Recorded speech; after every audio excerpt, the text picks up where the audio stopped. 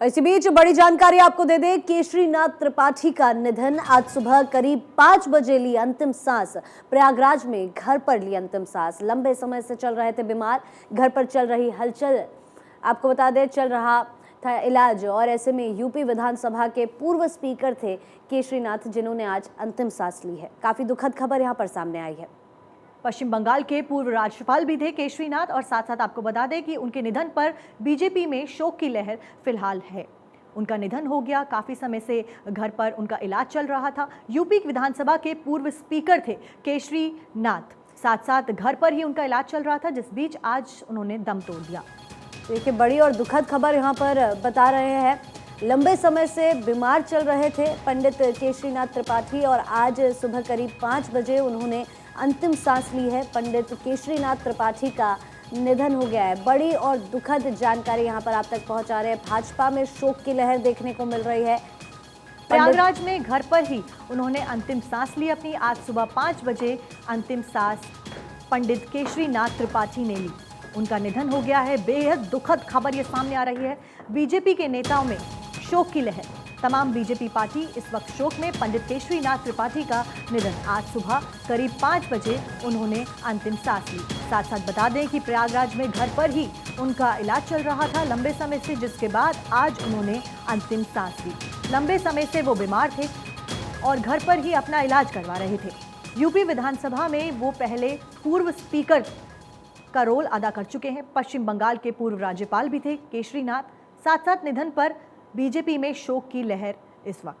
तो देखिए, बता दें कि यूपी विधानसभा के पूर्व स्पीकर और पश्चिम बंगाल के पूर्व राज्यपाल केशरीनाथ त्रिपाठी का निधन हो गया है। वे लंबे समय से बीमार चल रहे थे। जानकारी के मुताबिक उन्होंने 8 जनवरी सुबह करीब 5 बजे अंतिम सांस ली, यानी कि आज उनका घर पर ही इलाज चल रहा था। यूपी विधानसभा के पूर्व स्पीकर और पश्चिम बंगाल के पूर्व राज्यपाल केशरीनाथ त्रिपाठी का निधन हो गया। बेहद ही दुखद खबर देखिए यहाँ पर आपके सामने है। वे लंबे समय से बीमार चल रहे थे और ऐसे में बताया जा रहा है कि वो 3 बार, आपको बता दें उनके अगर राजनीतिक सफ़र पर नज़र डालें तो वे 3 बार विधानसभा अध्यक्ष भी रहे हैं। 10 नवंबर 1934 को उनका जन्म हुआ था। पंडित केशरीनाथ त्रिपाठी अपने पिता की 7 संतानों में 4 बेटियों और 3 बेटों में से सबसे छोटे थे। केशरीनाथ त्रिपाठी ने सेंट्रल हिंदू स्कूल से अपनी शुरुआती शिक्षा पूरी की थी। उन्होंने कक्षा 2 से 8वीं तक की पढ़ाई सरयू पारिन स्कूल से पूरी की थी और उन्होंने 1949 में अग्रवाल इंटर कॉलेज से हाई स्कूल और 1951 में इंटरमीडिएट की पढ़ाई की थी। इसके बाद उन्होंने 1953 में इलाहाबाद विश्वविद्यालय से बीए की पढ़ाई की, फिर यहीं से एलएलबी किया और फिर मेरठ विश्वविद्यालय से डीलिट और राजश्री टंडन मुक्त विश्वविद्यालय से एलएलडी की मानद उपलब्धि उन्हें मिली थी। तो देखिए, ये उनके सफ़र पर हमने एक नज़र डाली है। काफ़ी दुखद खबर यहाँ पर सामने आई है। भाजपा में भी शोक की लहर है।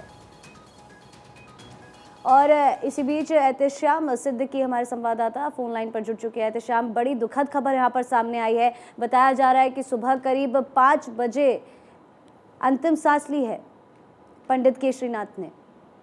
जी हाँ, देखिए, केशरीनाथ त्रिपाठी भारतीय जनता पार्टी की बहुत ही मजबूत स्तंभ थे और अगर हम बात करें उन काफी दिनों से वो बीमार चल रहे थे, उनका इलाज चल रहा था और परिजनों ने उनको बाकायदा हॉस्पिटल से घर लेकर आए थे।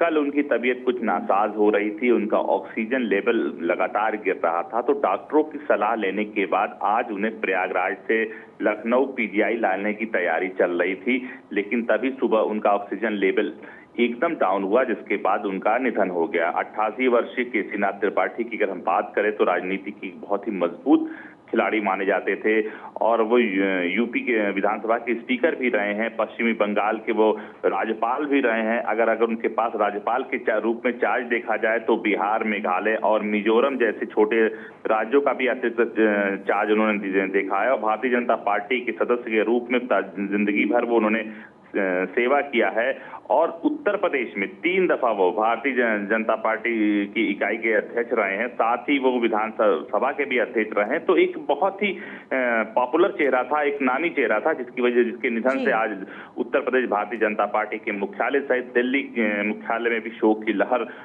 डूब गई है। परिजनों को अब ये डिसाइड करना है कि उनका अंतिम संस्कार वो कहाँ करते हैं, लेकिन जो जानकारी मिल रही है उससे साफ पता चल रहा है कि इलाहाबाद में उनका अंतिम संस्कार किया जाएगा। जी एहतशाम, कहा जा रहा है कि लंबे अरसे से वो बीमार चल रहे थे, तो कितने वक्त से वो अपना इलाज करवा रहे थे? देखिए, जब उन्होंने पश्चिमी बंगाल का चार्ज उनका खत्म हुआ, उसके बाद इधर वो स्वस्थ चल रहे थे, लेकिन एक आध 2 महीने से उनकी तबीयत ज्यादा लगातार नासाज चल रही थी, क्योंकि डॉक्टरों का कहना कि उम्र का पड़ाव हो चुका था और थोड़ा कमजोर हो गए थे। कई दफा वो हॉस्पिटल में गए और ठीक होके घर आ गए थे, लेकिन ठंड अधिक होने की वजह से उनका ऑक्सीजन लेवल गिर रहा था और खाने पीने में काफी दिक्कतें हो रही थी, जिसकी वजह से परिजनों ने उनको हॉस्पिटल में एडमिट किया था। हॉस्पिटल से कुछ सुधार होने की वजह से उनको घर पर एक बार फिर पूरा शिफ्ट किया गया था, लेकिन कल अचानक तबीयत खराब हो जाने की वजह से आज पीजीआई शिफ्ट करने की तैयारी थी और शिफ्ट करने से पहले बिल्कुल। एहतशाम, हमारे साथ जुड़ने के लिए और तमाम जानकारी साझा करने के लिए आपका धन्यवाद।